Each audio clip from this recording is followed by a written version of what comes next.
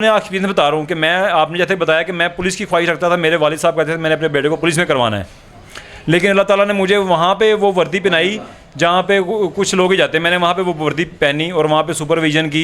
मेरे ख्याल से मेरे लिए वो नौकरी बेहतर मुझे लगी। अब पहले मैं पुलिस की ख्वाहिश करता था तो लोग मायूस ना हुआ करें और दुआएं करते रहा करें, लेकिन मैं उस घर का सुपरवाइज़र था जो कि कुछ मखसूस लोग होते हैं और खुशकिस्मत होते हैं, और मैं अपने आप को खुशकिस्मत समझ रहा था। और मैं अपने उस्ताद जी जो मेरे नेक मोहम्मद उस्ताद हैं उनका शुक्रगुजार हूँ कि उनकी मेहनत का दरिया वजह से मैं यहाँ तक पहुँचा था। उन्होंने मेरा काम देखा, आगे मुझे मेरी रिपोर्ट दी कि जी कामरान लड़का एक आया है, लाहौर का लड़का, बड़ा अच्छा काम करता है, पढ़ा लिखा है, तो ये आगे मज़ीद तरक्की करेगा। और उनकी वो बातें बिल्कुल साबित होती रही उनके जाने के बाद भी। माशाल्लाह 30-35 साल उन्होंने वहाँ काम किया, 25 साल उसके बाद वो यहाँ से गए, और उन्होंने मुझे बताया कि नेक्स्ट इंशाल्लाह मेरी सीट पर जो है हाजी कामरान बैठे होंगे, और अल्हम्दुलिल्लाह मैं बैठा हुआ था। लेकिन मैं फ़र्स्ट टाइम जब छुट्टी आया था पाकिस्तान, वहाँ पे गर्मी की शिद्दत की वजह से ना मेरी स्किन पे कोई एलर्जी हो गई थी, जिस तरह कोई फुलबेरी चीज़ हो जाती है, मेरे वो हो गई थी। तो मेरे उस्ताद जो नेक मोहम्मद साहब हैं उन्होंने मुझे कहा कि कामरान अब जब बारिश होगी ना, आपने मेज़ाब रहमत जो रहमत का परनाला खाना काबा के साथ निकलता है, उधर बारिश से जो पानी का गिरेगा हतीम के अंदर, आपने उसमें नहा लेना है। अस्सलाम वालेकुम नाज़रीन, आपका मेज़बान असलम मूसा आपकी खिदमत में हाजिर है और आप देख रहे हैं लाहौर की बातें।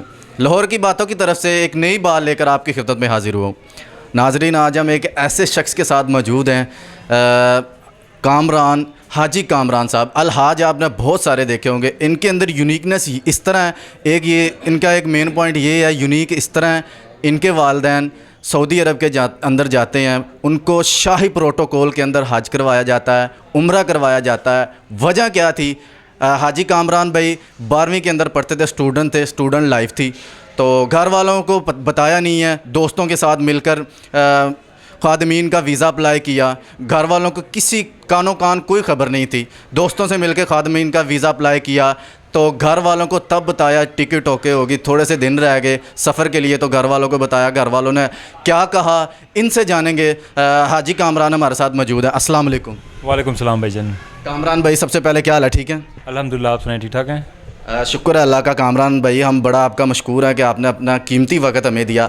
कामरान भाई, स्टूडेंट लाइफ के अंदर आप इंटर के तालिब इल्म थे, इंटर आपने क्लियर कर ली, उसके बाद आपकी ख्वाहिश थी कि मैं पुलिस के अंदर जाऊं, घर वालों की भी यही ख्वाहिश थी। घर वालों की इजाज़त के बग़ैर, घर वालों को बताए बग़ैर आपने सऊदीया में खादमीन का वीज़ा अप्लाई किया, टिकट में भी आ गई। थोड़े से दिन पहले घर वालों को ख़बर थी, क्या वो वक़्त था, क्या समा था घर वालों के ऊपर?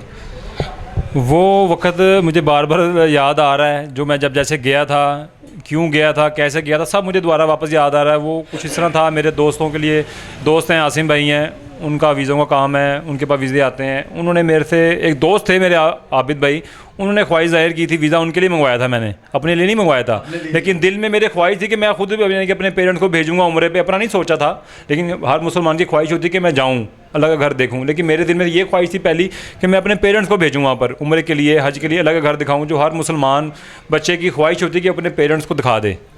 लेकिन ये ख्वाहिश कितनी प्यार से अल्लाह ताला ने पूरी की, इज़्ज़त के साथ पूरी की, मुझे खुद नहीं पता चला, समझ ही नहीं आई। तो वो अप्लाई दोस्त के लिए करना था, लेकिन वो किसी वजह से रुक गए और उन्होंने कहा कि यार मैं नहीं जा सकता। तो जो दोस्त वीज़ा लेकर आए थे आसिम भाई, उन्होंने कहा फिर कामरान भाई आप चले जाओ। तो मैंने कहा यार ख्वाहिश तो मेरी भी थी, लेकिन मेरी कोई तैयारी नहीं है अभी। उन्होंने कहा बस आप चुप हो जाएँ, अल्लाह का नाम लें, अप्लाई कर दें, बाकी अल्लाह पे छोड़ दें। और वही हुआ, मैंने अल्लाह पे छोड़ दिया, पासपोर्ट उनको दिया, 3 दिन में मेरा वीज़ा लग कर आ गया।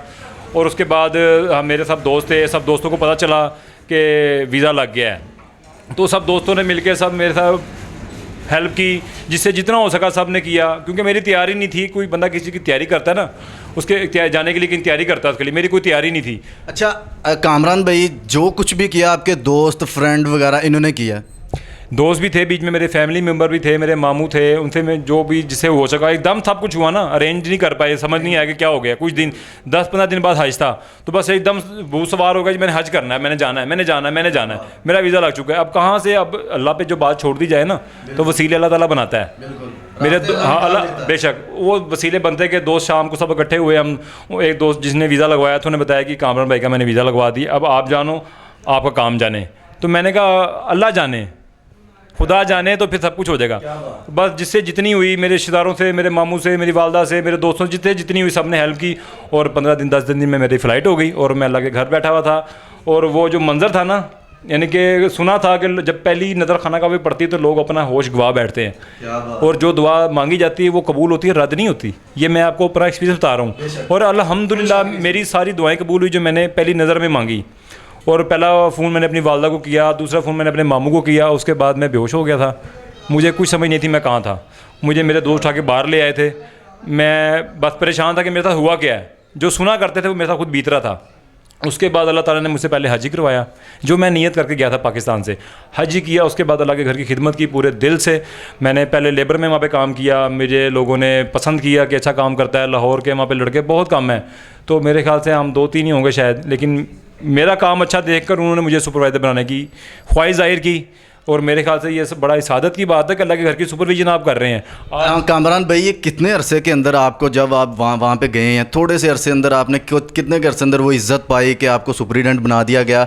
सुपरिटेंडेंट तो बहुत बड़े काम कर सकता है। अल्हम्दुलिल्लाह मेरे हाथ में पूरे हरम का कंट्रोल था और ये कोई छोटी बात नहीं है। आज पाकिस्तान में किसी ऑफिस में कोई आदमी को इतनी बड़ी ओहदा मिल जाए तो वो शायद अपने आप को बहुत खुशनसीब समझता है, लेकिन मैं उस घर का सुपरवाइज़र था जो कि कुछ मखसूस लोग होते हैं और खुशकिस्मत होते हैं, और मैं अपने आप को खुशकिस्मत समझ रहा था। और मैं अपने उस्ताद जी जो मेरे नेक मोहम्मद उस्ताद हैं उनका शुक्रगुजार हूँ कि उनकी मेहनत का दरिया वजह से मैं यहाँ तक पहुँचा था। उन्होंने मेरा काम देखा, आगे मुझे मेरी रिपोर्ट दी कि जी कामरान लड़का एक आया है, लाहौर का लड़का, बड़ा अच्छा काम करता है, पढ़ा लिखा है, तो ये आगे मज़ीद तरक्की करेगा। और उनकी वो बातें बिल्कुल साबित होती रही उनके जाने के बाद भी। माशाल्लाह 30-35 साल उन्होंने वहाँ काम किया, 25 साल उसके बाद वो यहाँ से गए। और उन्होंने मुझे बताया कि नेक्स्ट इंशाल्लाह मेरी सीट पर जो है हाजी कामरान बैठे होंगे, और अल्हम्दुलिल्लाह मैं बैठा हुआ था। और उन्हीं की दुआओं का ज़रिया नतीजा है ये। वो आज भी वो मुझे देखते हैं, मेरे से उनकी बात होती है, मुझे दुआओं से ही नवाजते हैं। वो उन्हीं की दुआएं, वो कहते हैं उस्ताद बाप ही होता है, और वो मैंने उनको अपनी बाप की जगह रख के उनको बनाया था अपना उस्ताद। और उनकी दुआएं ही थी सारी कि मैं आज यहाँ तक हूँ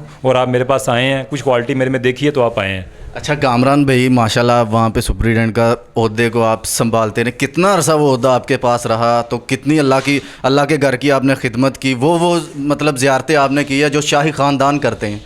मैं 5 साल वहाँ पे रहा हूँ टोटल, और 6 माह मैंने लेबर में काम किया है। उसके बाद 4.5 साल मैंने अल्हम्दुलिल्लाह सुपरवाइज़र बन के काम किया है। और मैंने खाना काबा की उस जगह की ज़ियारत कर ली है जहाँ पे शायद कोई आम आदमी जा भी नहीं पाएगा, और वहाँ की सफाई भी की है, और वहाँ पे नवाफिल भी पढ़ता रहा हूँ। खाना काबा की छत पर गया, हतीम में गया। हतीम भी मैं एक बताता चलूँ आपको, देखने वालों को, कि हतीम भी खाना काबा के अंदर वो जगह है जो पहले खाना काबा के अंदर ही आती थी। यानी कि अगर आप वहाँ पे नमाज़ अदा करते हैं तो समझिए आपने खाना काबा के अंदर ही नमाज़ अदा की है। और ये खुशकिस्मती है। मैंने अकेले ने भी वहाँ पे नमाज़ पढ़ी है। अपने मेरे साथ लेबर होती थी, मैं उनको भी लेकर गया हूँ। मेरी तस्वीरें भी हैं, मैंने यादगार रखी हैं अपने पास, मैं इंशाल्लाह आपको दिखाऊँगा देखने वालों को। तो आपने सुना होगा जमजम का कुआं, आपने सुना होगा, मैं वहाँ पर गया हूँ अल्हम्दुलिल्लाह, वहाँ से खालिस जमजम भी पिया है। और उसके अलावा भी एक कुआं है हरम शरीफ के अंदर जिसको बीर दाऊद कहते हैं। तो शायद वो कुछ लोगों को पता भी ना हो, लेकिन मैं बता रहा हूँ कि वो बीर दाऊद है उसका नाम। और वहाँ तक भी रसाई है मेरी, मैं वहाँ तक भी गया हूँ। उधर से पानी लिया जाता है और जो खाना काबा की सफाई में इस्तेमाल किया जाता है। और मैंने कोई ऐसी जगह शायद वो रह गई हो जो मैं ना गया हूँ या मुझे ना पता हो। बाकी मैं अल्हम्दुलिल्लाह हरम शरीफ की हर चीज़ की ज़ियारत कर चुका हूँ, प्रोटोकॉल पूरा एंजॉय किया है। सब इज़्ज़त करते थे, सऊदियों से मेरी सलाम दुआ थी। मेरे बड़े अभी भी मुझे कॉल्स आती हैं वहाँ से, वो लोग मुझे बुलाते हैं कि वापस आएँ, लेकिन मेरी कभी कुछ फैमिली के मसले हैं या पेरेंट्स मुझे जाने देते हैं, क्योंकि तब मेरी उस टाइम शादी हुई थी। अब मैंने अपना माशाल्लाह यहीं पे कारोबार सेट कर लिया है। लेकिन अगर अल्लाह ने चाहा तो मैं ज़रूर जाऊँगा। ये हर एक की ख्वाहिश है, मेरी भी ख्वाहिश है, मुझे भी बुलाते हैं, तो अल्लाह ने चाहा तो मैं ज़रूर जाऊँगा। बाकी अल्लाह ताला मुझे यहाँ तक नवाज़ रहा है, वहाँ पर भी नवाजता था। और ये अल्लाह का बड़ा शुक्र है मेरे ऊपर कि अल्लाह ताला मुझे यहाँ पे इतनी इज़्ज़त दी हुई है। लोग अभी भी आते हैं। लोग, मैं आपको मज़े की बात बताऊँ कि लोग मुझे मेरे नाम से नहीं पुकारते, तो ये सारी ज़िंदगी के लिए कि बड़ा मेरे पे करम हो गया कि लोग कहते हैं हाजी साहब, बहुत बड़ा लगा हाजी साहब। तो लोग, आधे लोगों को पता भी नहीं है कि इनका नाम क्या असल। और कोई मेरे आगे किसी का अगर नाम ही लेता है ना कामरान भाई, वो कहते हैं वो कौन है, वो कहते हैं ना हाजी साहब, वो कहते हैं अच्छा हाजी कामरान साहब, फिर उनको पता चलता है। तो ये एक बड़ी यानी कि खुशबख्ती है मेरे लिए कि लोग मेरे नाम से मुझे नहीं पुकारते, मुझे हाजी बोलते हैं। अच्छा कामरान भाई, आपने माशाल्लाह जो ज़ियारतें की हैं, वो एक शाही ख़ानदान वहाँ के रहने वाले हैं, उनको वो मतलब के वक़्त और वो काम नसीब होता है कि वो ज़ियारतें कर सकते हैं।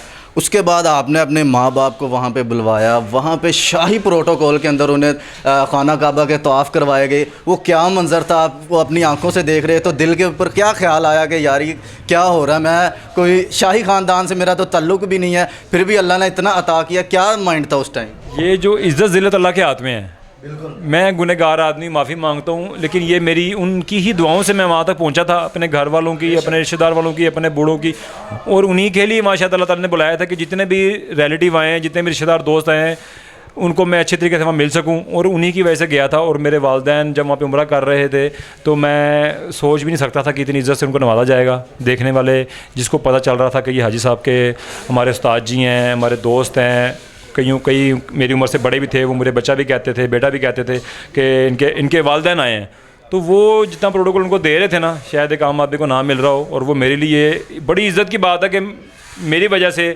मेरे पेरेंट्स को भी इज़्ज़त मिल रही थी, और उनकी दुआओं की वजह से मैं वहाँ पहुँचा हुआ था।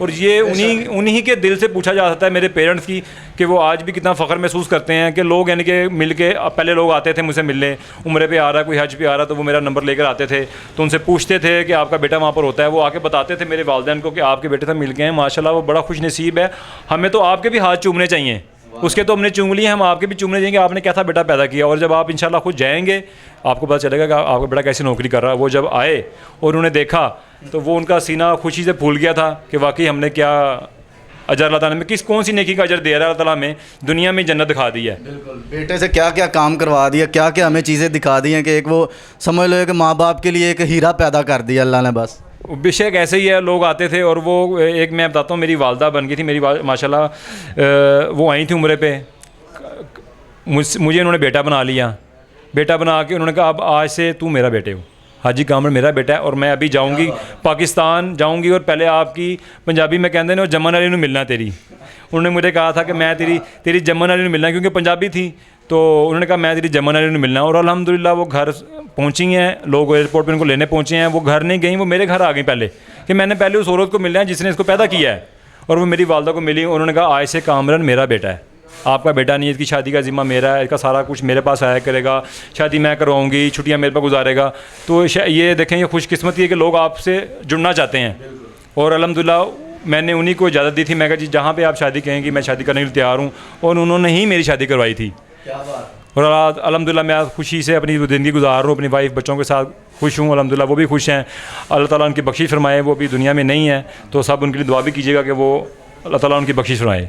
अच्छा कामरान भाई, आपने माशाल्लाह 5 साल खाना काबा के अंदर वो काम किया है जो करोड़ अरबपति भी नहीं कर सकते, तो वहाँ पे कोई आपके साथ ऐसा मौज़ा या कोई वाक़या पेश आया है जो आपके दिल को लगा हो कि यार ये अल्लाह के घर के अंदर ये कौन सी, मैं समझ लो यार एक बंदा हैरान कुन नहीं हो जाता है। बिल्कुल ऐसे बेशुमार वाक़यात मेरे साथ होते थे, मुझे लोग बताते थे कि हमें ये चीज़ चाहिए, ये चीज़ बरकत वाली है, ये चीज़ बरकत वाली है, लेकिन मैंने कभी आजमाया नहीं था, क्योंकि मैं आजमाना चाहता भी नहीं था।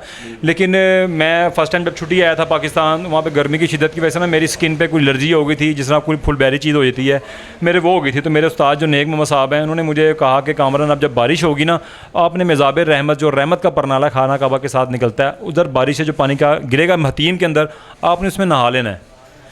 तो मैंने जो कि मना है वहाँ पे जाना, यानी कि जब बारिश होती है वहाँ से हाजियों को भी सबको निकाल दिया जाता है, क्योंकि लोग उस पर बड़ा अक़ीदा रखते हैं, उस पानी को इकट्ठा करते हैं, लेके जाते हैं, बीमारी की शफा समझते हैं कि शफा है।